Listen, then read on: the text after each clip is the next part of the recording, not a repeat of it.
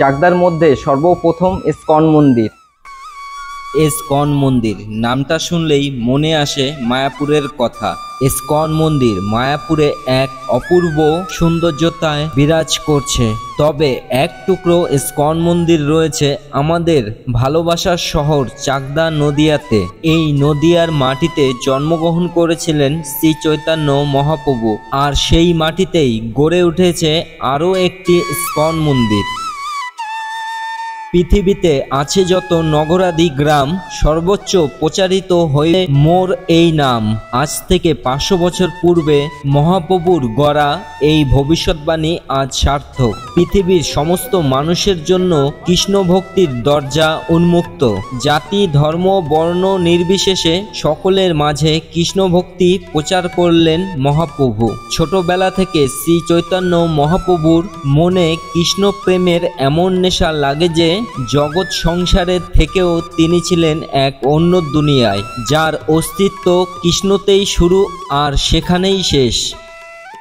এই চাকদার ইসকন মন্দির কিভাবে আসবেন? আমার বাড়ি থেকে এই ইসকন মন্দিরের দূরত্ব 6 কিলোমিটার।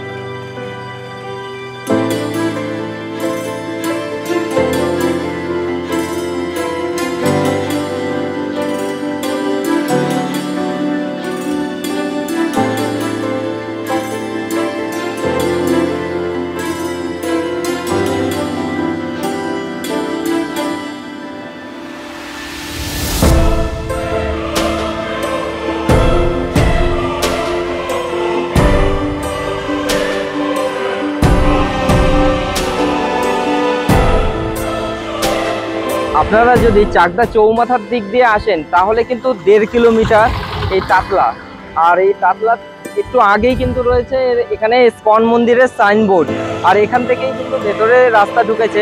চাকদা চৌমাথার দিক দিয়ে আসলে কিন্তু বাঁ হাতে পড়ছে, আর রানাঘাট দিক দিয়ে আসলে কিন্তু ডান দিকে পড়ছে। আর চাকদা চৌমাথা থেকে এই ইসকন মন্দিরের দূরত্ব 2 কিলোমিটার।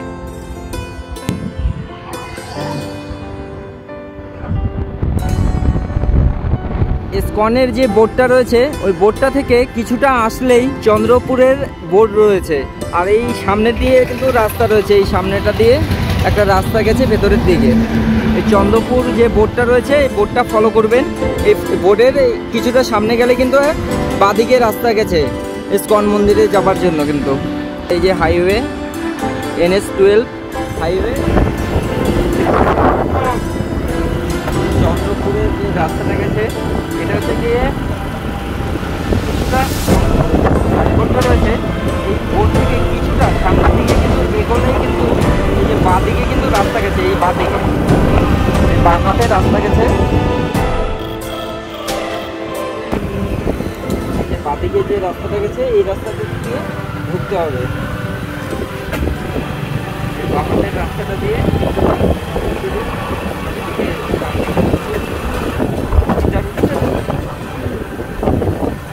এই যে রাস্তা গেছে, রাস্তা দিয়ে সামনের দিকে এগোলে কিন্তু আমাদের ইসকন মন্দির পড়ে যাবে।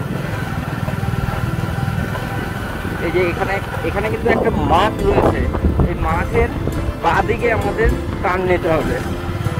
এই বাঁ দিকে কিন্তু টার্ন নিতে হবে, বাঁ দিক দিয়ে ঢুকছি।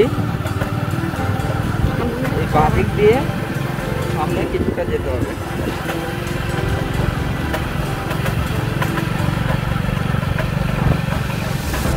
রাস্তা মোটামুটি ভালোই আছে।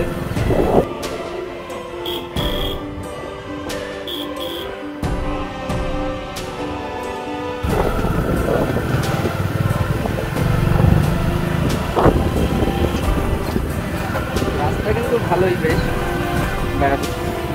এবার এখানটায় এসে এই যে দোতলা বাড়িটা রয়েছে, দোতলা বাড়ি রয়েছে, আর সামনে কিন্তু একটা রথ রাখা রয়েছে, আর এইখানে একটা পিলার রয়েছে, এই কারেন্টের একটা পোল রয়েছে।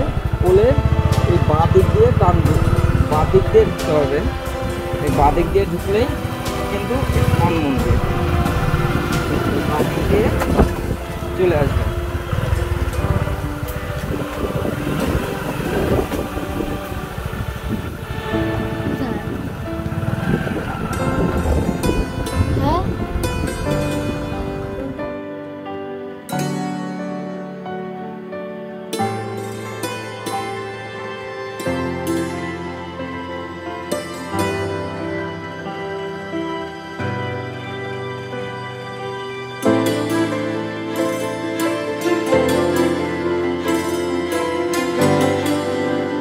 আমাদের চাকদার মধ্যে কিন্তু একটা ইসকন মন্দির হয়েছে, যা খুবই ভালো হয়েছে। আর এখানে মনোরম এক পরিবেশের মধ্যে কিন্তু এই মন্দিরটা, আর এখান থেকে কিন্তু হাইওয়ে কিন্তু এই সামনেই দেখা যাচ্ছে হাইওয়ে। এই সুন্দর একটি জায়গার মধ্যে এই ইসকন মন্দিরটা গড়ে উঠেছে। আর এই মন্দিরের কাজ কিন্তু এখনো সম্পূর্ণ হয়নি, এই মন্দিরের কাজ কিন্তু চলছে।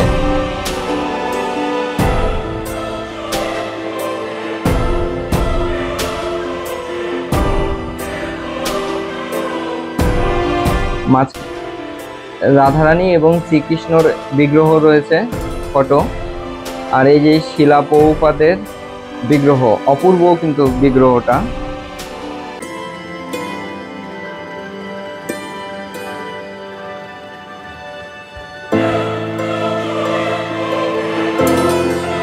মন্দিরের কাজ চলছে।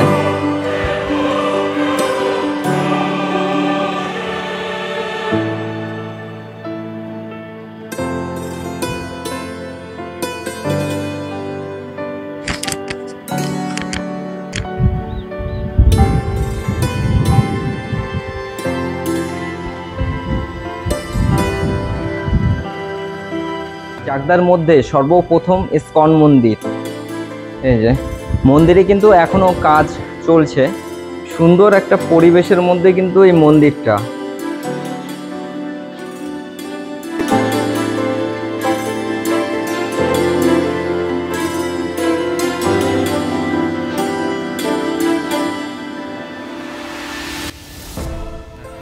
আমার সাথে এখানকার স্থানীয় এক কাকু রয়েছে, তো এই কাকুর কাছ থেকে শুনে নেবো এই মন্দির কতদিন হয়েছে শুরু হয়েছে।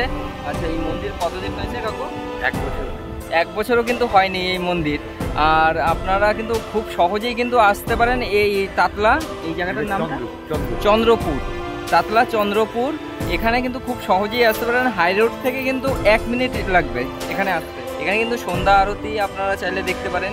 আর এখানে কিন্তু কাজ চলছে, এখনো পর্যন্ত কাজ কমপ্লিট হয়নি। এখানে সম্পূর্ণ কাজ যখন কমপ্লিট হবে তখন কিন্তু এখানে যারা আপনারা দূর থেকে আসবেন তারা কিন্তু এখানে থাকতেও পারবেন, এবং এখানে ভোগ কিন্তু এখানে পেয়ে যাবেন। এখানে হচ্ছে শিলা প্রভুপাদের বিগ্রহ, আর এখানে রয়েছে রাধা মাধবের বিগ্রহ।